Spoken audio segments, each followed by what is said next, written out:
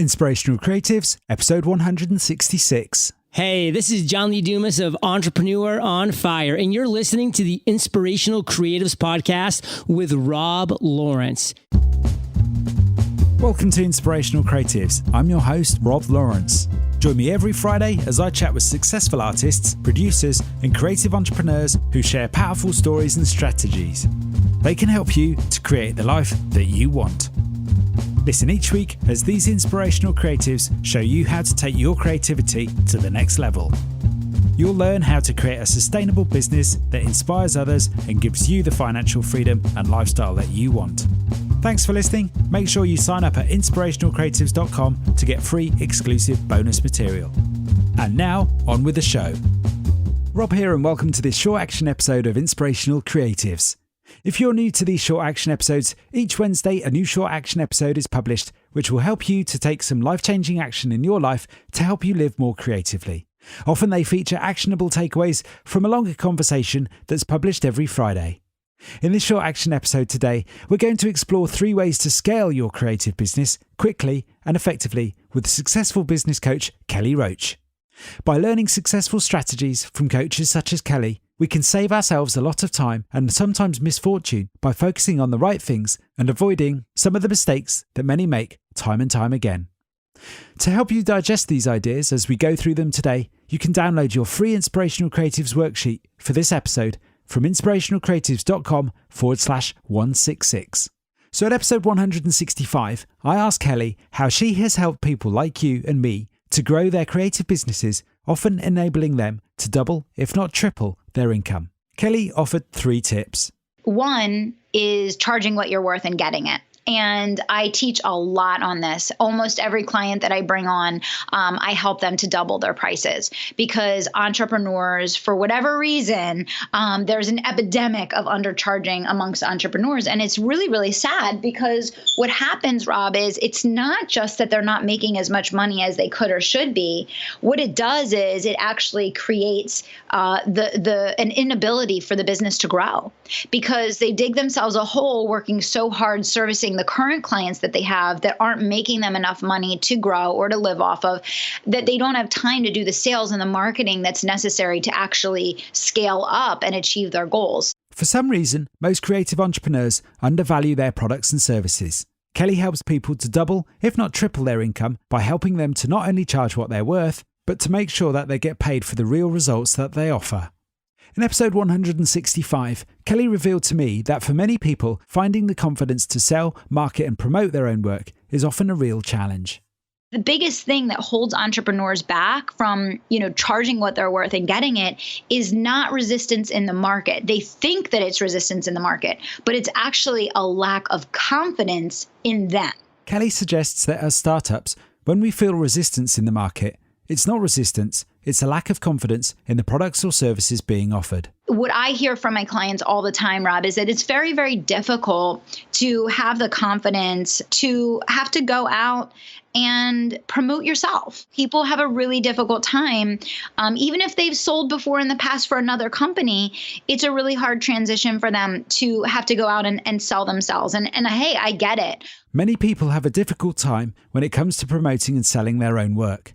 That should 10 times your motivation to do what you need to do so that you can hire someone to do sales for you. I have someone in my company now that does marketing full-time for me, and I have someone that does sales. And you can get there. That opportunity is there for everyone. But that also, in order to make that happen, you have to be willing to roll up your sleeves and get in there and be bold and be confident, know your worth, share it, talk about the value you can bring for people, and demand that you're paid what you're worth, and people will pay it. For Kelly, it's about being bold.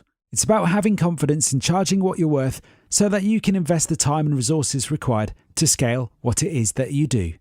So number one, I always knew the value of my time and I always charged what I knew I was worth. And so I never tried to be the most reasonable or the cheapest option. I came out of the gate charging, pretty substantial fees for my private work with clients because I knew the value of what I was offering. And I knew that when people paid me a monthly coaching fee, they were going to see a direct return on investment in dollars and cents in their bank account. Kelly knows the value of what she offers. She's able to command respectable prices because she understands the value of her time and the benefits of her work. So charging what you're worth is at the essence of not only growing your income, but also building a freedom-based business. I would say that's number one.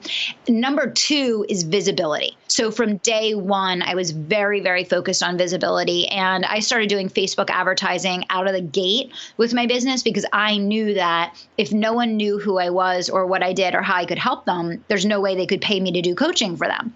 So one of the very first things that I did was say, how do I have thousands of people find out about me and see what I offer and see how I can help them? I do advertising. So I started advertising right out of the gate. That was absolutely huge. So the second tip that Kelly has to offer, if no one knows who you are and what you can do for them, no one can pay you to help them. For Kelly, she began raising her own visibility by advertising and using Facebook from the very beginning. You might want to ask yourself, how are you showing up in the world right now so that people are aware you exist and clear about what it is that you do and what you have to offer them? And then the third thing is team, focusing on team building. Most entrepreneurs say, I'll hire someone when. I'll get a staff when. And it's like this future thing that they aspire to or think about. And, one of the things that I teach in my programs and my courses and all of that is it doesn't go, you grow and then you hire. You hire so that you can grow. According to Kelly, you hire so that you can grow. Many creative entrepreneurs, freelancers and small business owners make the mistake of waiting until they've grown before they begin to hire. For Kelly, a key focus towards her early success was building a team. Most people have that upside down and backwards because it is scary and it is an investment. And sometimes you feel like you have to go into the red in order to do it. But if you want to spring forward in a big way, you simply can't do it all yourself. As Kelly suggests, if you want to move forward in a big way, you simply can't do it all yourself. One of the biggest factors in building my business and growing it quickly was me keeping focused on selling, marketing, and servicing clients and getting administrative support and operational help with all the other things that were low-dollar hourly things that pretty much anyone could do. One of the biggest factors for Kelly when building her own business was focusing on developing relationships with new clients, servicing those clients, and getting help with the administrative aspects of her business that were more generic. What I learned from chatting with Kelly in episode 165, as I have done from so many other successful creative entrepreneurs and small business owners, is that as counterintuitive as it may seem, getting help early on is the key to scaling a sustainable business. Now, before we wrap up, I'd like to share with you a little bit more of Kelly's wisdom. In episode 165, I asked Kelly what all of this really boiled down to. Here's what she had to say. It's the first chapter in my book is all about mindset. It's one of the first segments in the Unstoppable Entrepreneur, which is my, flagship coaching program, because people want the result and they want the success and they want the tactic, but you can do the tactic with the wrong mindset and get zero results. Kelly shares that you can learn all the strategies and tactics, but with the wrong mindset, you're not going to get the results that you want. You have to believe it. You have to own it. You have to be mentally tough. You have to keep working on growing your mindset. And it's from that the success comes. And it's from that the right energy is applied to the tactic that you're doing and the strategy that you're implementing that you're going to see the results that you want. Success comes from growing your mindset. In summary then, Kelly suggests that charging what you're really worth is the only way to start scaling your business or creative aim. Pricing yourself appropriately means that you get paid what you're worth and you're able to hire help early on. Second, Kelly suggests making an effort to raise your own profile. It's your job to help people know who you are and what it is that you can do for them. Third, and finally, you might want to focus on building a team early. For Kelly, building a team meant that she could focus on growing and serving both new and existing clients and customers. It meant that she wasn't bogged down with the work that others could easily do and help her with. Ultimately, this all comes down to the right mindset and being clear about what it is that you want and understanding exactly what will help you to get there.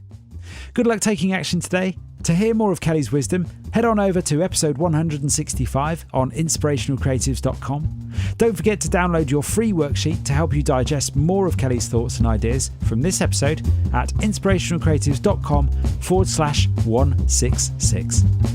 Thanks for listening. Nothing beats the stories and advice of an expert to help you raise your creative game. I would love to know what you thought about today's episode, so don't forget to subscribe in iTunes where you can rate and review the show. If you like this episode, I invite you to share it on Facebook or Twitter with the one person you know who will benefit from the wisdom shared here today.